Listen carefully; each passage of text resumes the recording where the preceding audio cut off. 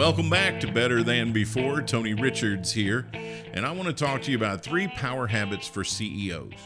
And so if you're a CEO, let's just go ahead and say you're pretty successful, right? And even if you're not a CEO, perhaps you want to be one day, or you at least want to advance from whatever position you're in. I think these 3 power habits would serve you well. So let's just say you're very successful. You know how to lead others to successful outcomes. You know how to get results. Well, our research shows that leaders who develop sound behaviors and then turn them into daily habits succeed far more often than those who do not. So you, as a very successful CEO or leader, have developed a disciplined process for analyzing situations, producing successful outcomes, maybe crafting a vision, maybe achieving goals and getting the results you want. But here are 3 habits that I'm going to put forth as a suggestion for you to now go to another level. Number 1, you know when not to take an opportunity. You know when not to take an opportunity. In other words, you know which pitches to swing at and you know which ones to let go, right? Let pass by. So you have a clear vision. You know what add value is, and you know what will not add value. Clarity of vision allows leaders to adhere to the stated outcomes and values with principles to accomplish it, despite temptations that might lead them off the path.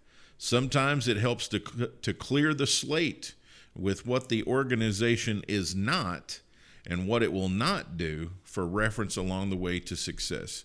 So I've always heard that whatever it is that you're not going to do, that is the beginning of strategy. And the things that are left over are the things that you're going to do. And as you're more successful and as more and more things you touch turns to gold, you start thinking that everything you touch will turn to gold. And you need to remember what are the things that you're not going to do and when not to take an opportunity. Number 2, you bring balance to short-term and long-term. You bring balance to short-term and long-term. Effective leaders know you cannot chase short-term goals at the expense of long-term outcomes. If you do this, you're going to lose sight of the big picture. You're going to lose sight of the long-term vision.